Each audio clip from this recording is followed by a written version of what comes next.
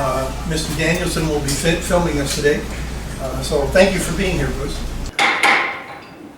Thank you, ladies and gentlemen, for being here. This is a different kind of meeting. We chose to hold it in here so that we could get it on tape, get it on Channel 16, and have things open to the public on the smoking ordinance that we're talking about. I'm going to, for the most part, hand this over to Councilor Erickson to do the running, if you will, of the working session. Working sessions are much less formal. We may call each other by first names, et cetera, et cetera. We see we have staff and some directors up here to help us with information. And it's mostly a conversation between the councilors up here on what and where we want to do. So I want to, though, point out a problem, a misprint, that's the word misprint, on the two ordinances that you have in front of you. You'll see one has, on the upper left, it says first reading, second reading, and has all the dates on it. And it says ordinance number 115-16. That is not the correct ordinance. That is the ordinance that says there will be no smoking. Smoking is prohibited anywhere on city property. That is not the one we passed. The one that is blank, if you look back on section 92.211, prohibited contact or prohibited conduct, that the use of tobacco products and electronic smoking devices is hereby prohibited on city playgrounds and facilities where youth activities take place.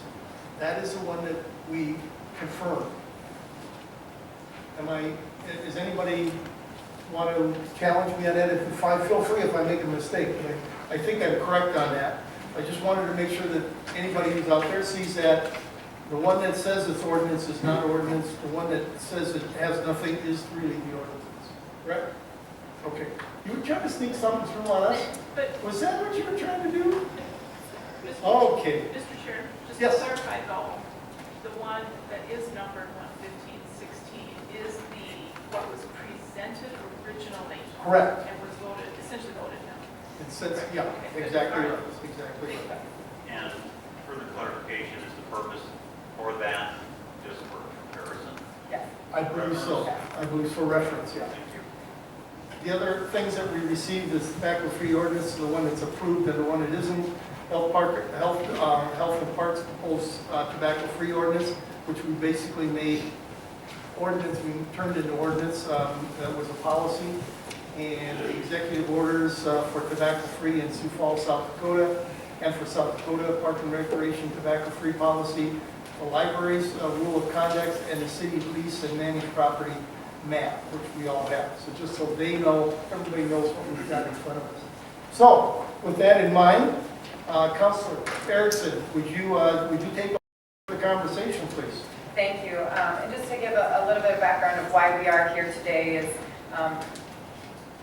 back in December when this was proposed, a change was made, and as Councilor Ralphing has indicated, what passed is here. And during many of our statements was kind of restarting over, finding the common ground of what makes sense, what doesn't make sense, and finding that common ground. So upon doing that, I know it's a little different being in this room, but we certainly want it to be a casual conversation amongst us as council as well as staff, and have it be all-inclusive, as well as those in the audience. We may have some questions and how do things work at your facilities, or whatever those questions are.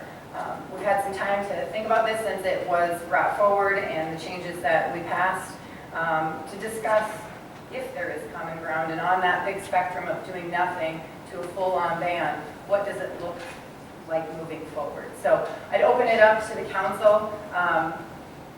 Really, this is our chance to have that free-flowing conversation of ideas you have, things you like, things you absolutely do not like, and vice versa. Talk about managed facilities, talk about what the state does, talk about the parks policy, talk about whatever is free-flowing. So we all were very vocal during the time that we talked about this, and so I just ask that you share your comments if there's anybody that would like to start off the conversation. Movement to adjourn? Go ahead. I'd be glad to start if you don't mind. I guess for me, one of the things where I'd like to start this discussion maybe is with our managed facilities. We did get to hear from Terry and the pavilion and some of those, so if you don't mind, Terry, would you start off with kind of where your position is, how your agreement with the city works at this point, if it was something that we would want to consider, you know, whether it's a space at the door. My concern probably at the entertainment center more than anything stems with people checking in and out to go outside to smoke, and whether, in your opinion and your staff's opinion, if that creates a security issue as well as, you know, I mean, it's obviously not good for public health, but at the same time, kind of take me through, would you object if we banned the entire facility, we created a buffer zone, we eliminated some of that checking in and out? I like it that you get to be first. I'm sure you're appreciating that part of it. We would be happy to work with you on all of the above, actually. You know, if we did a total ban and it was city ordinance, obviously it makes it easier for us to enforce. I know people have compared it to what we've done with the ban on handguns, but alcohol and handguns do not mix, so that seems like a logical thing. Plus, we sell more than 51% of our sales are derived from alcohol, so technically we really can't carry a handgun. But when it comes to smoking, part of our problem is just the way the facility is structured. You all walk through the same space, and in South Dakota, it's windy, it's rainy, it's cold, it's hot. You know, there's really not that perfect day to stand out in front and have a cigarette. So people kind of huddle right by the doors, so everyone has to walk through that. So I think if we were to work together and find a way to have a place, yet maybe not make it so people who don't want to walk through don't have to. And I know I've talked with our colleagues at the Canary as well as the Sheraton, and I think they feel the same way, that if we can put a spot that's, you know, not right up front, not where everyone sees it, not where kids are having to walk through it, it'd be a good place to start. I mean, I think if we can find some common ground, because the ordinance does help us. You know, if we walk up to someone and say, well, we'd rather you not smoke, they're going to say, well, too bad. If we say, hey, it's a city ordinance, we have signage, we work with the health department, do an education program, and then maybe start working on smoking cessation with our employees and things like that to, you know, eventually if we do work towards a full ban at some point, we've done it with some due diligence and had a process in place instead of just, you know, cutting those employees and people like that off cold turkey.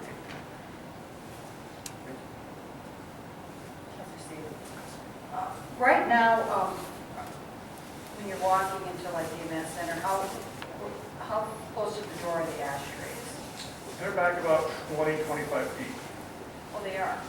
So, We have some closer, but that's because if we don't put them closer, they end up on the ground. is there any signage? There isn't currently. We currently don't have anything that says you have to be 25 feet or so from the building. That's why if we do have an ordinance that would prevent that from doorways or whatever it may be, it would be beneficial. Okay, so then the question I have is, in the instance of the library, are you having a policy? What would keep your entity from having the same kind of policy without an ordinance? We could, but We have it's some signage saying smokers, please stay over here. we're dealing with such large numbers of people at times that I think the ordinance and the media attention it would get would be beneficial to us if we just put up signs. In the past, we've actually had signs that we work with the health department, and without that backing, it makes it a little difficult. Okay, so let me just put in my 2 cents here. I think that's great. I'm opposed to having a $95 fine on that. I think then how it looks is you've got those people there, and then you're calling the police and having them come out, and if they're 1 foot closer or whatever, then you're making value judgments on that with the police involved. So is that when you're talking about wanting an ordinance, are you wanting us to have a fine attached to it? I really have no comment on that. To me, it's up to the council to do something like that. But the ordinance in itself without, so you're just saying having an ordinance fall back on, it's just a policy situation. Correct. And case, I think it would be beneficial. Councilor Nixon. So I just want to be clear on where the starting point is for you. So I go to a lot of events, and typically what I will see is they have kind of this, outside of, I guess, be the west entrance. There's a partition, and typically smokers are in there.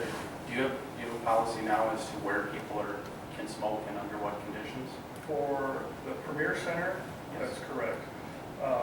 We have a space that's contained within bike rack barricade. Not necessarily the best location for multiple reasons, because you have to go out the one and in the other entrance. So people, getting them to wait till they walk 25 feet to light up their cigarette, sometimes they're lighting it up as they walk out the door after they've had 2 or 3 beers. So it's not ideal, but it's kind of what we have in that space. But for the convention center, it's people can ebb and flow out, and there's constant ingress and egress just through the nature of the events, and that's where a lot of our problem arises.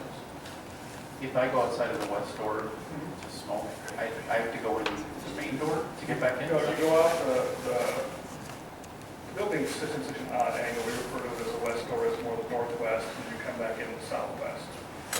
So that it makes them move away, because they know if they go out the one door, they have to walk around to come back in the other door. I see. So it's a strategic decision to try to get them to move away from the doorway as they're lighting up or whatever. Okay. As I go to events, it seems obviously different acts have different policies. I mean, some I might go through a metal detector, some I may not. Do any acts dictate to you a no re-entry policy? Yes. For the smoking area is considered a secure area because we have staff out there monitoring it. So when they do come back in, some shows still require us to run them with the mags. Some are a little more lenient. Right now, we're doing touring events. Those are the ones where you have the most problem with security issues. We're not doing stampede and storm and things like that. So to be clear, even if there's a no re-entry policy, somebody can go outside and It's not, as long as they stay within that contained space that's monitored. okay. Would you be worried that whatever we could, it would seem to me you're the expert. I mean, you run the facility, you know the day-to-day operations, that maybe you'd be in a better position to come up with policy. Does that, concern you? I mean, whether we come up with something that didn't work real well for you? I think if we work together, we can find a way to do it. Like I said, the ordinance helps us when it comes to enforcement. Plus, I think if we work with the health department, and you can come up with language, whether it be that, we have the right to designated area, it could be within certain parameters, but, we need to be a little bit flexible. If we designate an area for employees, say on the loading dock at the convention center, and we have some big political event and we have 6 TV trucks out there, we don't want it to be there. We want to have the ability to maybe move it. So we don't necessarily want to be geographically locked in, but I think if we were allowed to designate an area for smoking, that would go a long way. So I guess maybe my final question would be, something I think I could get on board with would be like proximity to doors, or so people don't have to essentially traverse it and go through it if they don't want to. So maybe moving it away from the doors. But the other question would come, as you move it away from the doors, does that start to, how do you work that out? If we say it has to be, 100 feet away from the door, now it's hard to kind of keep them in a secure area. Now you're going to catch-22 of, Well, the area at the Premier Center, 25 feet away from the doors isn't so bad because you actually have about 200 feet of space, of linear space. So getting them to move away isn't so bad.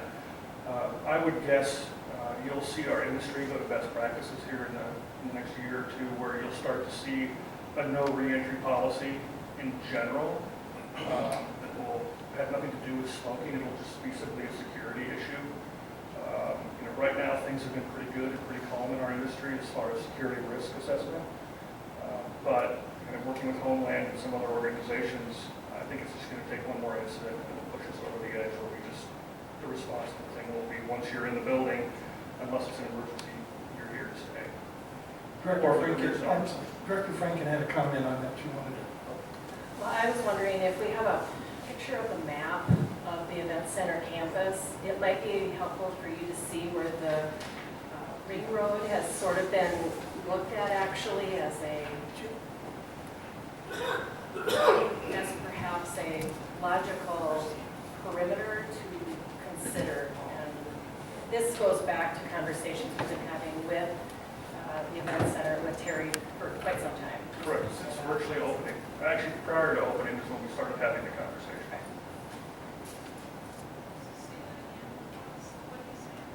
Sorry, say that I think again. it's going to be pointed out on the map. Terry, can you kind of talk them through Sure. that? If you look at, you can see where the Premier Center is, the curved end of the building, the controversial metal panel end of the building. There's a sidewalk on there where we have, No?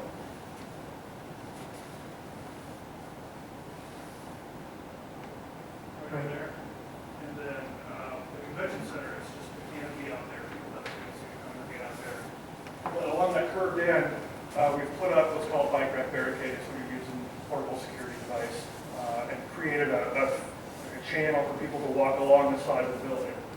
So they can come out the one door where you can see the two sidewalks that come out at angles to the building, that curved section.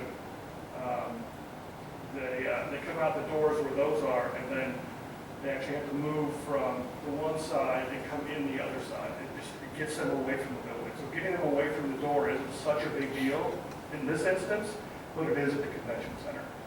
Just because they're going to stand where they're out of the wind and where they're out of the rain and those kind of things. So the area that, on this map, that you would see that could be a consideration and would be very easy to have signage, et cetera, would be the road that Correct. kind of rings around the convention center, the arena, starting with the arena convention center, Denny Sanford, and around. It makes sense to us, but it might not be as easy to see on this map, but it's that road that kind of takes you around. There's places for signage, there's places you could put, canisters for extinguishing your cigarette, If you see where dropping it in. that P is right in front of the convention center, there's a great place for signage there as well as further out too. So there's grass, so we won't have to be cutting up sidewalk or drilling into the pavement to place signage. Terry, tell me just where the curve is there, the two green areas, those are green areas, aren't they? They are retention ponds, so really Yeah, we most of couldn't have that people grass standing in that. most of that grass is sloped and you would not. I put the cigarette out. We could have places to cigarette out, right? Yes, it would. And when it rains, they are full. So What's the school district's policy when we're doing this? With the Howard Wood and their grassy areas, how far do they require people to be part of that? there is no smoking on their property, which is technically inside the sidewalks around Howard Wood. We do have an agreement with the parking lot on usage as part of the land that the school district gave back when the convention center was built. But it's still technically city property, we control it, so people can smoke in those lots, they just can't be on city property, or on school district property. And the same with the school district building straight across from the Premier Center. So that would be the same if you went to a high school football obviously, but a basketball game on the rest of the property. I'm sorry, I don't mean to ask. No, it's true. Their policy, if you know, that if you can't smoke anywhere on any school district property, if I'm not mistaken, I know at Washington, I think the employees go across the street to smoke, that they are standing It out includes there. the parking lot, mall, school, designated from. Right. Terry, you'd mentioned that certain acts have to require in their contract a no re-entry clause. Have you considered just extending that to all acts? I mean, if you do it with certain acts. It is definitely, it's something we've considered from the start. Just due to the nature of this facility, many facilities have areas that were designed to be a smoking area. Ours was not built with that in mind necessarily. So we don't have a good place to put people. Down in Lincoln, Nebraska, at Pinnacle Bank, they have a balcony area on the main concourse where everyone can just go outside and smoke. They're 20 feet off the ground, it's a secured space. You're not going to have someone handing off some contraband or whatever it may be to them easily. Different facilities are just built differently. So in our case, yeah, we have considered it from the start, and we'll consider to look at it. We're doing some work with local fire and police, Homeland Security, and the Fusion Center, some tabletop demos, and when we go through some of those things and they evaluate us based on our protocols, that's one of the things that we're going to do. And I do understand that it doesn't necessarily prohibit them from smoking once they're out there, even though they're not allowed back in. But my guess is a lot of those individuals, once they're not allowed back in, They could. the facility or the property. Yeah, depends upon how much they pay for the ticket. Well, if they have no reentry, what other, Yeah, we've, listen to it from the outside? they could sometimes. It is one of those things that you just, we want to do what's right by public health, but we also need to take into account our clientele. So we're trying to walk that fine line of making this as healthy a place as possible. But we're also, thinking about our staff as well as our patrons.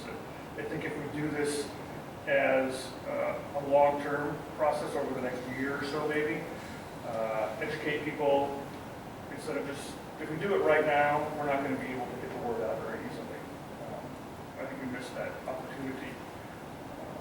So at this point, we're willing to work with you guys on finding something that'll give us something to do in the meantime, that'll keep people away from the doors so people don't have to walk through the smoke. But yet we can work towards that no reentry in the Premier Center of the area, which will most likely happen. And I think Terry hit on something that's pretty key here in this discussion. I mean, our purpose here today is to extend additional protections from what we currently have in place with the ordinance that we just passed, with the objective of trying to reduce the exposure to secondhand smoke to our citizens that are non-smokers. And at the same time, too, as an educator setting, I like to think that the best way to educate is through example. Educating and setting a good example for our youth as well, so that they don't pick up the same habit. So I think it's a matter of working out some compromises, and I think that there's an assortment of compromises. So it's a good, healthy discussion to have this afternoon. Councilor Stubber. Yeah, I would agree with that. I think when we had a lot of this conversation about the ordinance, we talked about, we heard from people that had complaints of walking into events and having to walk through smoke. And of course, common sense would say, well, let's work on something, a barrier, some type of area that's designated non-smoking. My question would be, am I hearing correctly? We're talking about having actual barriers in certain areas. Did you say that, or did I'm just trying to... We do for the Premier Center. Okay. And that's because it is a monitored area where we have staff out there that monitors the smoking area to make sure people aren't approaching it from the street or whatever. And if someone does, they can go over and make sure that they stay back and aren't interacting with other people that are in the smoking area. Yeah, because you want to have a clear area, but I can't imagine if you've got big crowds, if you've got big barriers, that might be obstacles too. I'm just kind of curious a little bit more on how you designate, how people might have a question, well, am I in the area, am I out of the area? They're about 42 inches high, made out of galvanized steel, so it's an obvious barrier. Okay. And they're hooked together. They can come apart where the security people are primarily stationed, so if we need to get people out quickly, we can do so. It's not a permanent fence. This would be a safety issue or... It's not, no. And it's along the curved section where there's no doors going in. There is a sidewalk area that leads to that space, but it's actually where the flag goes. This is the primary purpose of that sidewalk. Virtually no one uses that for ingress or egress, because if they come from the one area, they're going to go in the northwest door. If they come from the other way, they're going to go through the southwest door. They're not going to walk around that curve of the building. So it serves a good function since it's really a non-utilized space. Yeah, I have a question about the ring road, but first I will point out that in doing research, Target Field as an example, and I'm sure you know this, they started with, they had a designated section, I think outside of the outfield or something, and then they went completely smoke-free on their property. Well, Major League Baseball is doing a lot for smoking ban. It's actually in their new collective bargaining agreement, where players are grandfathered in. If they currently chew, they can chew on the field, but new players coming in will not be allowed to use tobacco products on the site of the stadium. Yeah, I'm just wanted to point it out that there's, there's some latitude, it seems like from, I think they did that, I don't know that the city required that, I think that was a proactive decision. I would have to look into it. But, and the other question was, when you talked about the ring road, just to clarify, was that just in terms of signage, or are we talking about that would be a no smoking beyond this point ring, or what was the ring road? That would be a no smoking beyond this point. And the designated areas would be somewhere across the road, Across the road and off the main sidewalk. where people are not channeling to get into the doors from the cars typically. Correct. Okay, fair enough. No, you know that that's not across Western Avenue. That's still within, on the side toward the Denny Center. Okay, so when you're talking about the ring road, that doesn't include going out on Western, that's just wrapping around. Right. That it's the one sidewalk that is right wraps along the around, siding? Right. Is that what you're getting at? Correct. Okay, that's a good point of clarification. Just when we're busy, having people go across Western is, Yeah, we don't want people going across because then somebody's going to get hit and we'll be. I would just throw something out here. As long as we're talking this way, let's talk about the other two major areas. One is Craig Palmer entry out there with the Sheridan, and the other one is Tom with the golf course, with Dakota Golf. And John's here from the pavilion. So we've got three other people to talk to about that. Would you like to start us, Craig? Sure. And, what your feeling is on this, is this, as a person who does a bit of traveling, I don't like to go to a room that's been smoking, my wife especially, but, I also like this, do we need to, what is your policy now, where are they going to smoke and that kind of thing? Because I know Sheridan has a. Right. Well, our industry, for the most part, has gone not smoking. There's a few brands out there that still allow smoking rooms, but our brand, which is a Starwood brand, which is not Marriott brand, is completely not smoking. Most all the hotels, I think all of their brands are not smoking now. We at that particular location were not smoking. I want to say back in 2005, 2006, so it's been quite a while. Most guests that travel, as people travel nowadays, know that. A lot of people look for a non-smoking hotel, quite frankly. That becomes a very popular choice. So we'd rather be non-smoking than smoking for that reason alone. And we've been, seeing guests through the years, there's just less and less smoking. So it's become a very positive, healthy trend. Right now, guests will go out two different doors to smoke. They'll either go out the front doors, or they'll go out on the northwest, northeast corner. Most people allowed here in this area right here, or in front. As you know, maybe you're not smokers. They've already got the cigarette in their hand, they have the lighter in their hand. As soon as you hit the door, out the door, they're starting to light up anyway. So they stop right there. So we've identified that area on the northeast corner, about 40 feet away from where the two buildings link together, that we think would be an ideal spot with non-smokers. There's not any hotel rooms around there. It's on the first floor. It's kind of a little bit what we call back of the house area. So I don't think anybody would be offended by it. We have modifications on to make it a little safe because it's on some landscape rock right now, but that shouldn't be that big of a deal.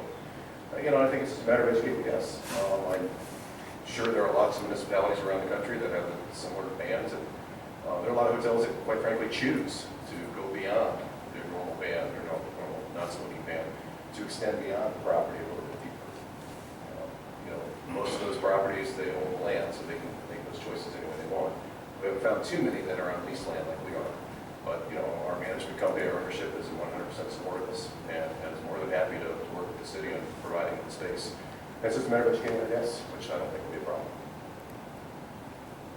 Do you have 100% authority outside? I think there's a state law restriction. Is that only in, you have to provide a designated room? Is that true, or am I wrong? We don't have to provide a designated room, but I Don't. So people just go outside right now and start smoking. So we can control what happens inside the building. Yeah, okay. And believe me, if somebody lights up, we usually escort them outside. So if I can, is that your policy already, or is that the policy that you would be supportive of, is having that 40-ish feet? Do you have a no smoking policy on your property right now? Inside we do, but not outside. Not outside, okay. But having a designated spot and away from the entrances is not an issue, am I hearing you right now? I don't think it would be. I mean, again, will it take education, will it take habit forming? Absolutely. Right. But I think that with the area that we've looked at and we think will be ideal, I think it'll work fine. I mean, what I found, at least with smokers in hotels, is 99% of them are pretty respectful. And they'll listen to it and say, yeah, go on over there, they're fine. But you get the 1% that you kind of have to re-educate a little bit. Thank you. Any other questions? With the policy, now, I've been in other hotels, motels. I've been in other hotels and motels where it clearly states that what the policy is and that there's could be up to a $200 fine for violators and so forth, assessed to their credit card. I mean, how effective do you think just having the policy, how effective is it? I mean, and the only way you could really make that determination is how frequently do you need to follow up with guests to your facility regarding smoking or violations? For the policy smoking inside the rooms right now? Yes. You know, it happens maybe once or twice a month right now, and we charge $250, and I have no problem charging it, and I have no problem defending it when I get calls about it either. There are a lot of hotels in primary cities that are charging up to $500 and getting by with it.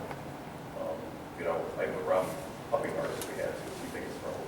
So having the policy in place, it only occurs 2 to 3 times a month, and how many rooms do you suspect you have sold during that month period? Well, I can't divulge that kind of information. We have 243 rooms. And you could probably do some investigation on Sioux Falls citywide occupancies are in the 60%. So it's not a It's whole lot. safe to say that you probably had hundreds of guests over that time period. Oh, absolutely. Yes. Okay, thank you. Tom? Yeah, sure. Tom, would you like to come up? Are there any questions for Tom?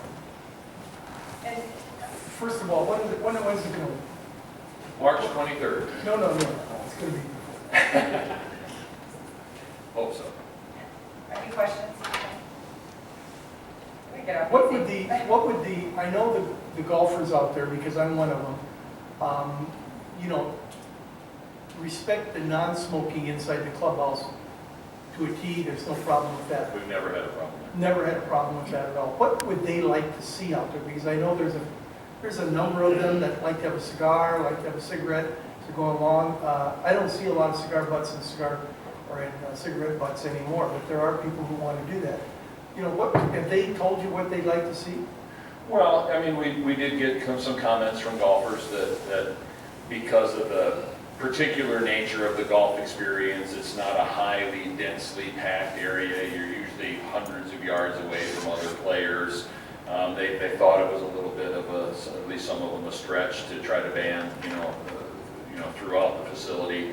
I don't think there's anybody that, and obviously we have the only areas that I think have a difficulty with around the clubhouse would just be the patios where, we do serve beverages and have an outdoor place for people to sit.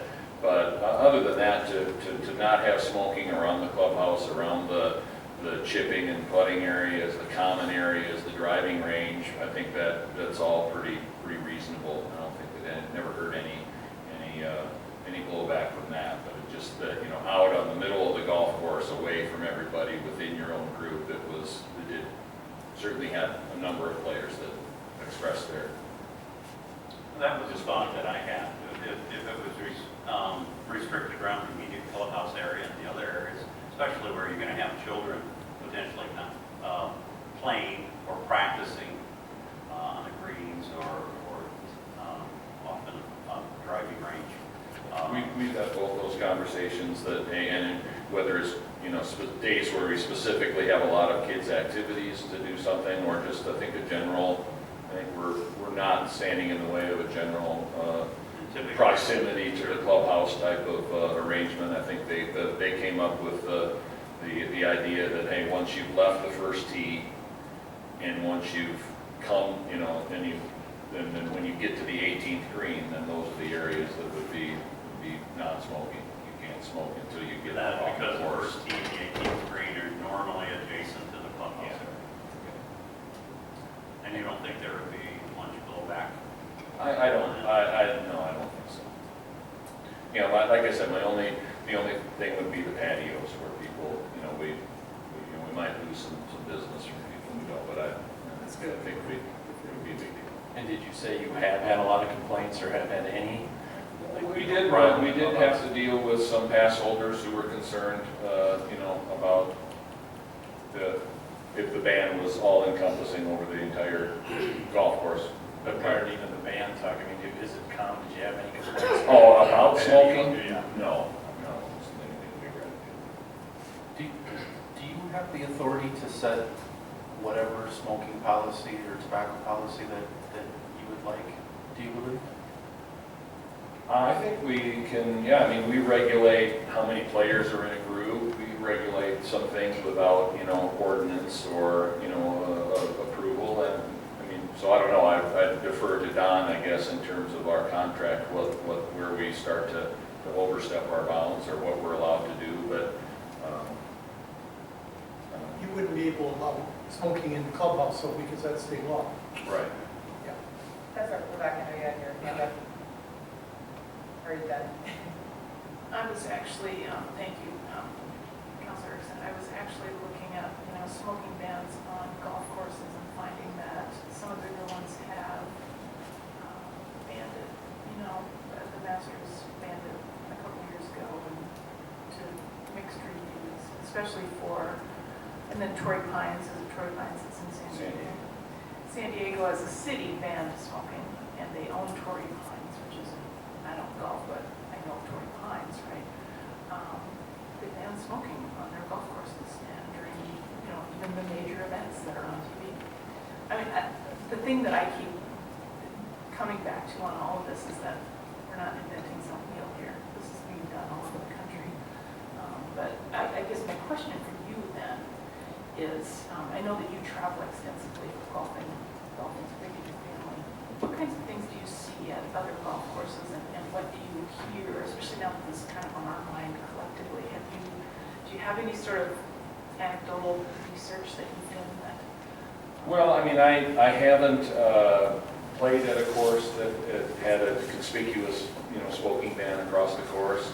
I obviously did, a fair amount of research into even before this ordinance came up, as it is something that's a topic, and there have been, I think, golf courses are kind of this unique municipal, one of the unique municipal features that is always with, part of that conversation, and it's a mixed bag. There are some that have bitten the bullet and done it across the board, and I'd say there's probably at least, from my research, probably 50% that have carved out some exception for golf courses due to, the kind of unique aspects of the activity and its place. But myself, it's just not a huge deal. It's just not something that comes up on a regular basis either. Before there's a lot of other things that golfers get mad at me about other than smoking. Well, I guess golfers. Or other golfers for that. Right, yeah. I guess that golfers are just typical members of the population, and the vast majority of people in the population don't smoke and prefer to not have smokers around them. So I would assume golfers are pretty much that same percentage, so thank you. Yeah, I would just say, like I said, if you're playing within a group, normally you know those people, and if one of them smokes, you put the smoker in the other cart. Sometimes, I suppose the one thing we had done is there have been groups of guys, and normally we like to put golfers together in a cart, so we only have one cart out instead of two. But that guy smokes, then we'll let a guy take his own cart so that he doesn't have to ride with the guy who smokes if he finds that. But outside the group, anybody that golfs knows you rarely ever, get too close to anybody else for any length of time that it's really not too big of an issue in terms of what other people in other groups are doing. Tom, I'm going to use you as kind of a liaison to another issue within this topic, and that is our whole park system. And you were talking about golfers enjoying a cigarette or a cigar, the enjoyment of these people. And you talked about open air, if they're over on certain greens, that they're not going to be bothering someone else. And so, I appreciate that. I'm going to just put that over into the conversation, which we'll probably get to here, is just parks in general then. I think that a general citizen, just an average citizen, might enjoy a cigarette as well. And if they're out in Riverdale Park, no one else is around, I don't know that that's going to be any more damaging to our community than somebody on the golf course. So that's just my comment. I appreciated your comments. Piggybacking off of you. Thank you. Anyone else have questions for Tom, or we can move on to that? Well, I would just like to say that, policies can influence behavior, and that's a proven fact. That's why we have speed limits, and that's why we have policies that prohibit texting and driving, drinking while driving. So, and they are very effective. Generally, you pass a policy, and you're going to get 75 to 80% compliance right off the bat. So, I think that's. I just encourage us to keep that in mind, and that we're trying to improve public health in general. Nothing directed towards you. But thanks for standing here. We want to hear from the pavilion also. Thanks. Thank you.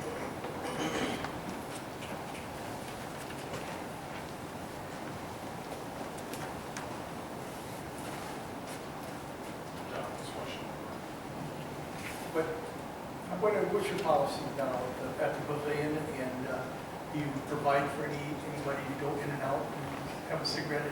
I call it halftime intermission, that kind of thing.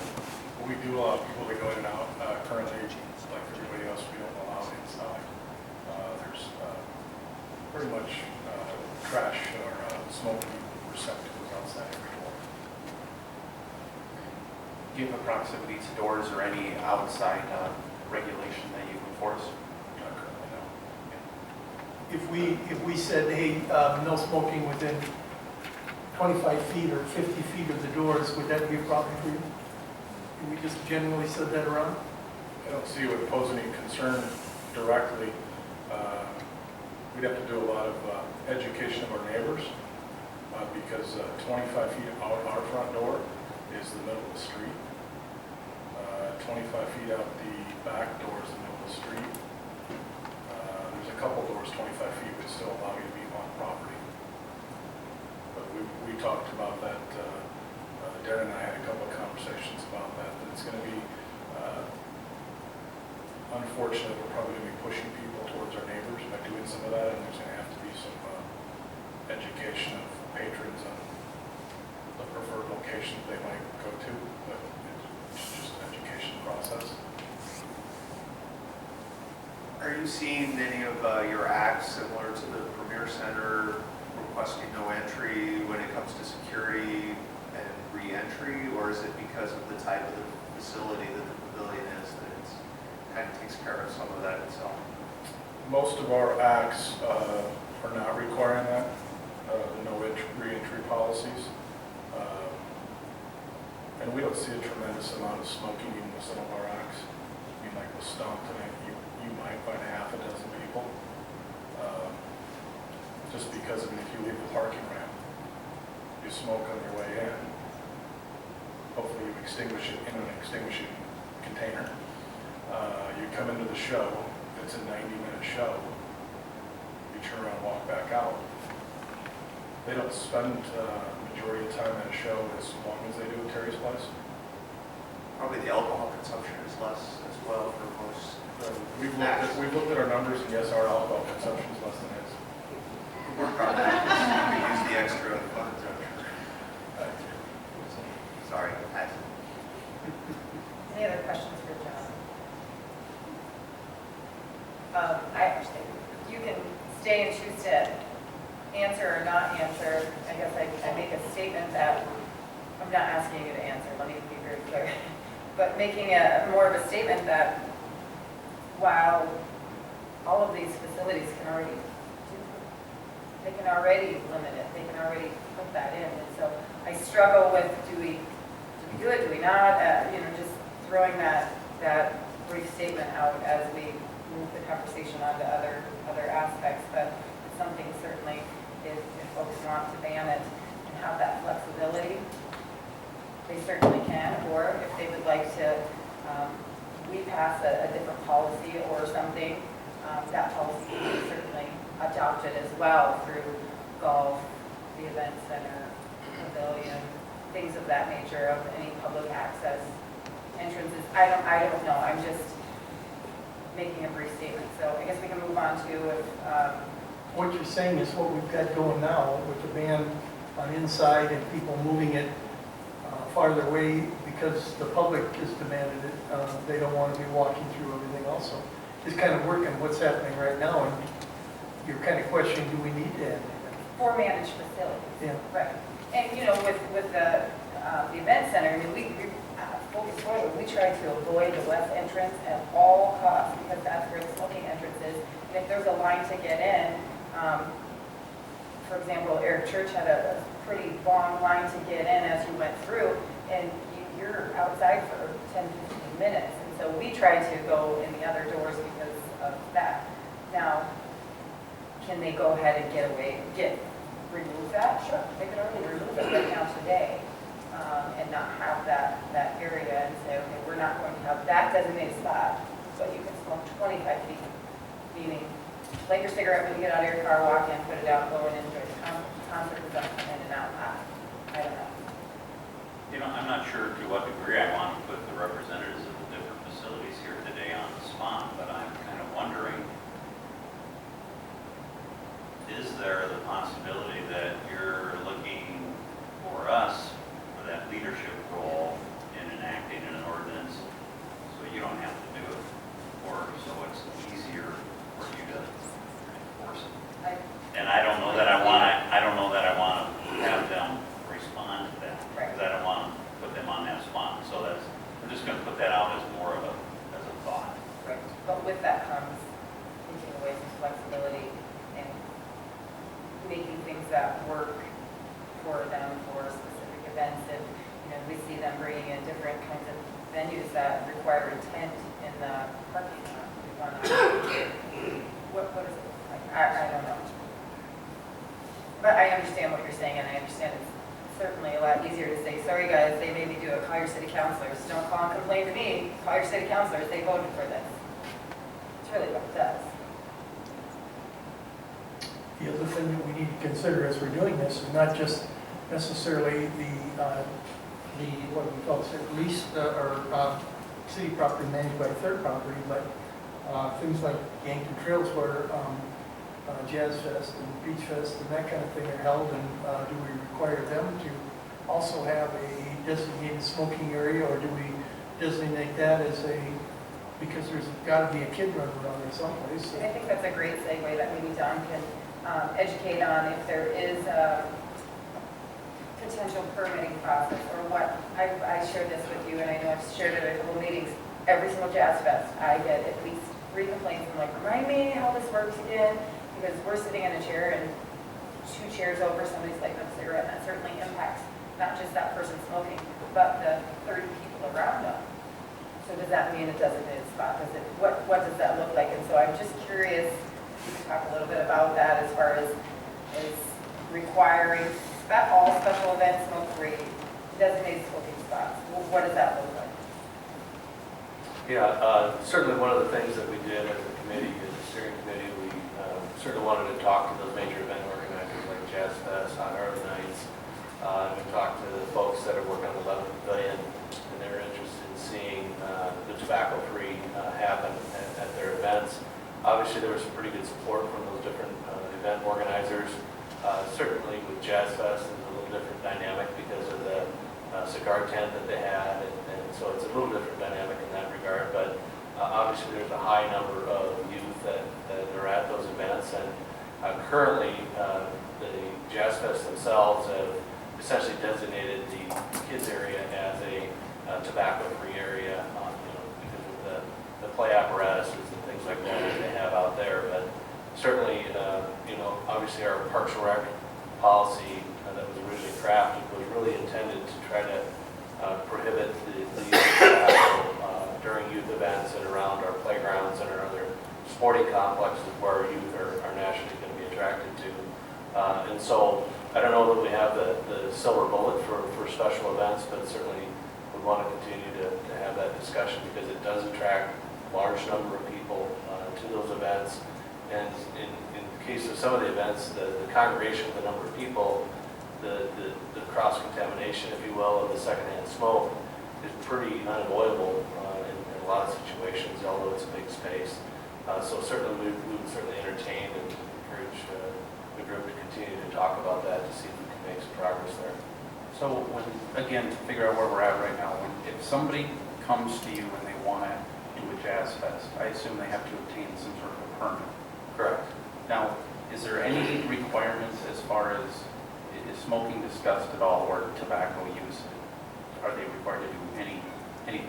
Not currently, because historically it's been during youth activities where for example, a youth softball tournament, for example, or a youth baseball tournament, or a soccer tournament.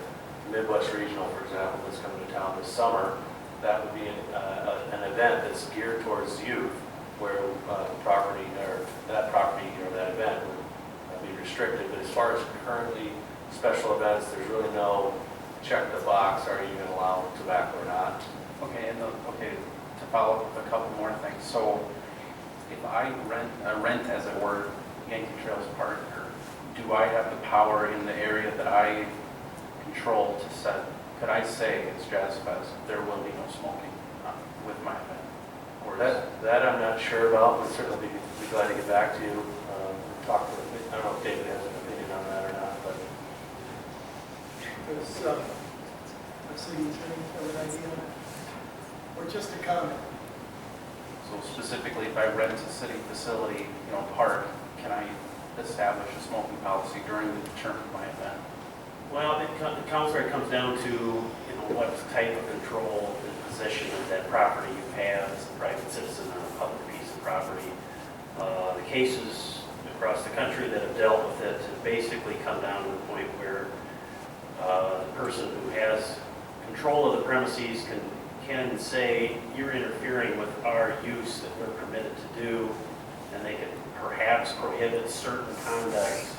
I think it'd be quite a stretch to say that they can prohibit smoking just by having a permit to use a certain on their own. Okay, and I'll just throw this out there. In doing my research, there are many ways in which some municipalities do it. They might require, if you apply for a permit, you have to provide some sort of a tobacco plan, for example. You have to show a designated smoking area or something that passes muster with whatever the ordinance is, and then it can be declined, or it could be perhaps even appealed, or, so there's some ways in which you could give them some control where you could say, you need to show us how you are going to keep tobacco away, but we'll give you the latitude that you bring us the plan. It's almost like a conditional use permit. Right, and it seems very similar to what we use for alcohol. There has to be an alcohol plan that the police department has to review and approve, and so certainly something that sounds similar. Okay. Any other comments or questions on special events? Yes, Don, one of the things, I know there's one event that we go to, and it's good for our family because it's a concern for my son, that the event itself requires no pets as part of that you need to leave your dog at least outside of that area. So with what we're seeing today, that's probably a suggestion from the group as it is. That's at a whole nother, I know that clouds. Yeah, I think oftentimes we think of pets as dogs typically that are at those events, but I know there have been times when other pets have arrived on the scene at some of our special events, and I think historically the event organizers have tried to suggest that if they could move along, or people are either afraid or uncomfortable around whatever pet it happens to be. I know that's been tried. I don't know that it's ever been legally challenged, or we've actually been asked whether or not they have the ability to enforce that. Similar to what Dave's comment was about tobacco use, but I do think they have some ability to be able to control their events, so it's certainly fulfilling their intention with their event and their goals of their event. So one more thing, the authority of director to prohibit certain conduct, chapter 95.032, it says that the director may prohibit conduct, and I'm not going to read the whole thing, but unduly interfering with another's use of the park, such as but not limited to picnicking areas. A notice prohibiting activity shall be conspicuously displayed. Do you interpret that you would have the authority to impose a whole wide gamut of tobacco policies by Well, ordinance? I can tell you in the past, over the years, the question has come up about alcohol consumption during the youth activity. For example, a soccer tournament or a softball tournament. In the past, the city attorney has indicated that as long as it's conspicuously signed, that I do have the ability to enforce that during, for example, youth events. And so the instruction from the attorney's office was is that as long as you sign it, that alcohol consumption, for example, is restricted during youth activities. That was permissive under the city ordinance. No, because I suppose the only thing is there would be no authority it would not be a misdemeanor, I would take it. It would just be voluntary compliance, or am I incorrect? If you were to put up some sort of a thing that said no smoking, whatever, I mean, some new restriction. Yeah, it might be a good question for I'm sorry, Gard or Dave, one of the two. Stay close. All right.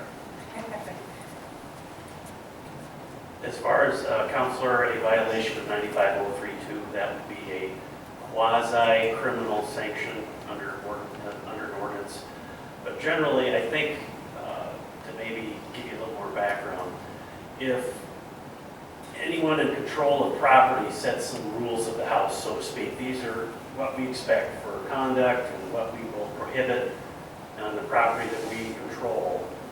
A violation of that after notice to that person would be called a trespass charge, and that is a class 1 misdemeanor under state law. So that is a different animal than what we're talking about with an ordinance violation. It wouldn't even be a crime. So does that kind of help a little bit? Yeah, I think so.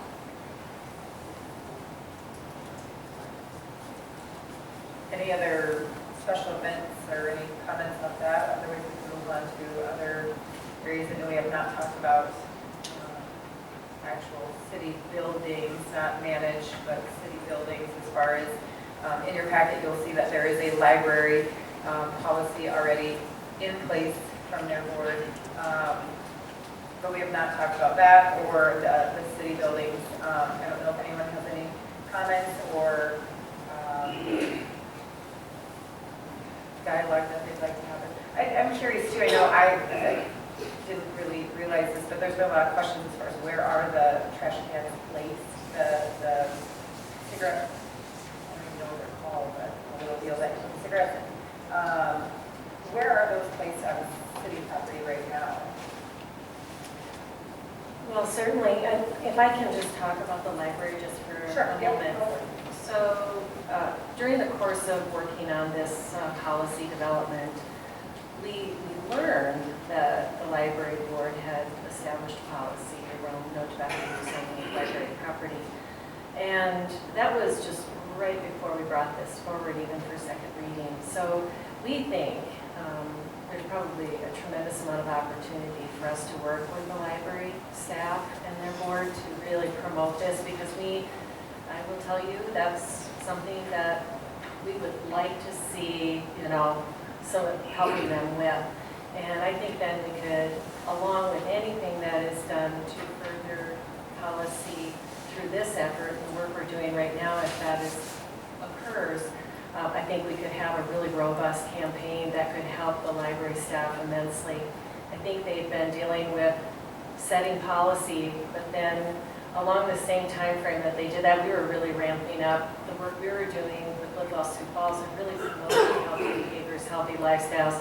The two just didn't merge quite yet. We've been doing a lot of other good work, and so I think there's tremendous opportunity as far as other city properties and where they're disposed. We could probably get that information for you so you're aware of that, like right now where trash disposals are, but we don't have a policy for the general public. We have policy for employees that does not allow them to use tobacco at all during their working hours and while they're paid. And so even like a 15-minute break, for example. But for the general public, you could walk up to City Hall, for example, right before the turnstile doors and be having, smoking a cigarette until you decide to go into the building. And so that is something that I think we have a tremendous opportunity for our city buildings that are on our various campuses, personally, to help affect that and create a better environmental situation, and also just to promote that for the employees as well, to further, give them the support they need not to be exposed to smoking when they're trying very hard not to smoke during their working hours. Is that helpful? Yes, very helpful, thank you. Anyone else have comments? Anything else? The other thing I did want to bring up, Attorney Feifley, I'm sorry, I see you're kind of on fire right now. In our packet also was an executive order, a no tobacco policy in the executive order, and I just wanted Attorney Feifley to just elaborate more on that as far as what does that mean now, what does it look like? Just give us a brief snapshot of that, I guess. The mayor of the city of Sioux Falls can certainly issue executive orders. The charter recognizes it in a couple different sections. Where the executive orders are different from, say, a city ordinance adopted by the city council is in terms of how they are enforced, who they can be enforced against. City council by ordinance can pass a policy that would not only affect internal city policy, say city employees, but it would also include the public at large. Councilor Erpenbach, you will recall, about 5 years ago, we reviewed all 153 executive orders, a small group of us, and certainly the discussion, and it was very public at that time too, we cannot enforce an ordinance, an executive order directly against the public. They are only enforceable regarding city employees. So at that time, we had an executive order that included a prohibition on firearms within city property, not only for city employees, but also for the public at large. And that was a very public pronouncement in terms of that portion of that executive order was repealed. So in terms of could an executive order, in terms of we've had a multitude of them, let me back up a little bit. In 1991, the then Sioux Falls City Commission adopted a smoking ban on the interior, the enclosed spaces within all city buildings that not only applied to city employees, but it also applied to the public as a whole. After 1991, starting in 1995, Mayor Gary Hansen issued an executive order, and there's been a series of about 4 or 5 executive orders since that time among all 3 mayors during that time span that ratcheted up the tobacco policy regarding city employees. There is, in your packet, there is the phase 2 of the tobacco-free policy that talks about not only city employees, but also the public at large. But again, based on certainly the firearm example, it is very apparent that we could not directly enforce that executive order against the public at large. Does that answer the question, Councilor Erickson, in a nutshell? Yes, it does. And then I have one question in regard to the executive order, that there's a policy statement. It says effective January 1st, 2011, the use of tobacco products by city employees and customers, contractors, or others doing city business is prohibited in all city-owned and city-shared buildings, facilities, vehicles, parking lots, equipment, work sites, walkways leading into the city facilities. So my question is when it comes to contractors, we contract with SMG, we contract with the pavilion to run our city-owned facilities, so does it already apply to them?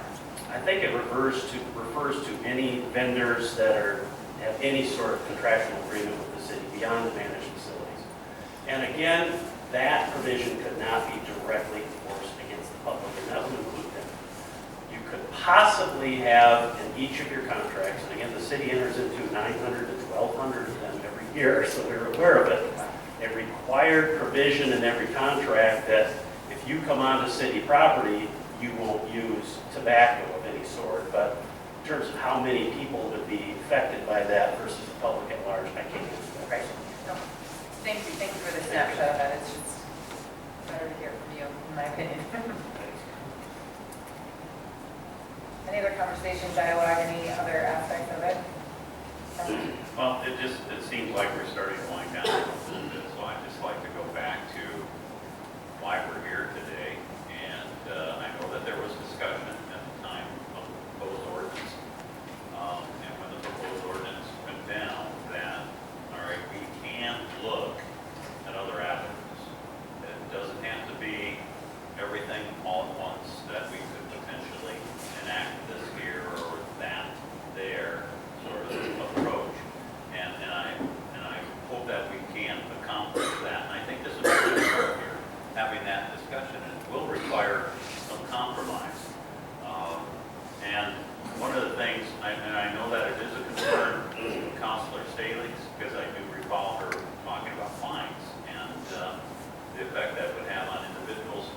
mean, that's an area that we can compromise as well, because we know that the policy that we've had in place for 3 years now, because I was part of the health board at the time it was enacted, prohibiting tobacco use on our playgrounds with youth activities, that even though that's technically wasn't an ordinance and didn't have an accompanying fine, it has been very effective in reducing the use of tobacco during those events. So, or we could even enact something similar to what we did with our boulevard or right-of-way ordinance, where it was done over a period of time, and we had an educational process where the first year we did this, the second year we did this, and nothing. Well, in fact, fines still aren't enacted yet in that particular ordinance. So, I mean, I'm just throwing that out there as compromise, and I'm hoping that we can do that so that we can have an overall benefit to the entire city population. And the health, and as I stated earlier, set those good examples that we'd like to set for our youth in our effort to reduce tobacco use, because we do know that it's harmful. There's not much debating that. So I think this is a good start. Councilor Silver. Yeah, I would agree with that, and I want to thank Councilor Erickson for calling the working session. I think those of us who voted against the complete ban, I think we generally did want to continue the discussion and see if there's ways we can improve and shape it and get back to the drawing board and see what we can do. So I think it's been a very good meeting. I think it's a good place to start, and I hope we do it again soon. Okay, hearing no other comments or concerns or whatever, I will adjourn this meeting. Thank you very much for everybody for being here. Or did you have something else to add? I think it's important to talk about our next step, Yeah. as far as what happens next. First of all, thank you all for coming. I think it's very important to have just an engaged audience, regardless of where you fall on the issue. Like we said, moving forward, that there's got to be some sort of common ground to where you can have a conversation, whether you are a smoker or a non-smoker, and minimize the damage for each person. And so the next steps, as we have discussed, is having this full working session here today, as well as then kind of regrouping our notes, getting together. I'll meet with Jill and, Director Jill and Mary Michaels here, and we'll kind of continue, get some notes down, we'll continue the conversation, and then we'll bring this in February to the Public Service Committee for further review and any potential proposals at that time. If the public or if any counselors have any suggestions or ideas, I just ask you to bring them forward and, engage your counselors. Thank you.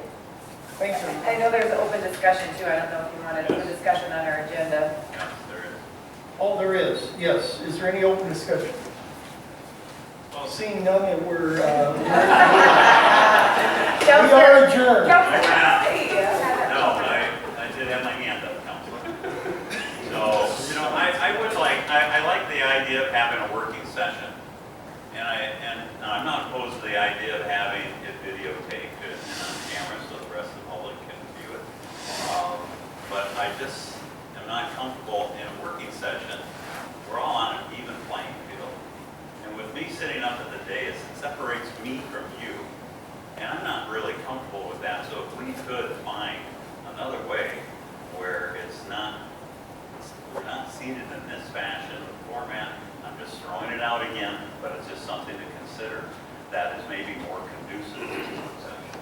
It would be nice if we had a facility that would allow us to do that and not have to bring in special equipment to do the filming or the videoing and have the good sound system that we have here, so that everybody at home and when it is recorded, they get the good audio on it. So that's the reason for having it here. Then will this also be, because we do budget working sessions too as an entire council, will we move those working sessions in here too? This was very stiff and very We'll work on that. I think it's something that still should be open for discussion. My personal opinion. I would just offer, I'm not too concerned about what chairs we sit in or what room we're in. I just think it's valuable that the entire city has been able to watch this and they can watch this back and give us feedback, because that's who I really want to also hear from. So regardless of the venue, I think it's a great thing that it is being videoed. So I think we had a good open discussion. There was nothing that stopped us from visiting or talking back and forth in this venue, or asking any of them to come forward and visit with us, or give us a testimony, if you will, or give us their expertise. So I just, we'll discuss it. It will be discussed. Go ahead. Well, and this is only my second working session, so we were having a dialogue yesterday, some of the other council members and myself. Is it generally open to let the public come up and test? No, Give input? it's invited. Okay, so for my vote, I think this was great today. I didn't have any problems being here. Well, since we're not trying to ask them to come up and be a part of it. Yeah, it's working session has always been, the public is asked to give their expertise as needed. Otherwise, well, this is our working session. We're discussing it between us. Yes, Councilor. I was just going to share with Councilor Staley that kind of what we've done in the past in working sessions is you kind of know who you, especially in budget sessions, that you know who you're going to want to have talk, so you'll have them ready and don't say, oh, Mrs. Jones, I understand you might have something to say about this, and you would invite them up as a council member, so that it allows public input, but it keeps it as a true working session. It's really council members talking with and to each other. So that was always kind of that was what I liked about what Councilor Kylie's saying about the other rooms, where we're all on the same level. We were kind of teasing Director Kearney over here. He's saying, I'm so high, looking out over these people. And it is, it's kind of odd. You should all come up here and see what the view is, because it's different. It feels different. It doesn't feel like I'm having a conversation with these folks that are sitting out here. And so that is my thing, is that I really want to have it be a conversation. This wasn't. This was us up here going, yeah, you come up here. It's just not. It's a more collaborative atmosphere if we're not here at this desk. But it's not really a conversation, though. I thought we said it isn't really it's a conversation between us, not with them. And even in a different venue, it would be that. It's not, we're not here as a working session to have a conversation with the general public. Right, so that's What is why. different is that we do have the directors and other staff members up here with us as well, too. And it would have been nice to be able to accommodate the other individuals representing the different properties at that round table discussion. Well, we usually don't have room for that many, but we bring them up as we did today. Yeah, I know. Okay, everybody in agreement that I can slam the hand ring out now? Open discussion? No, we already did All that. right. Done, can't go back now.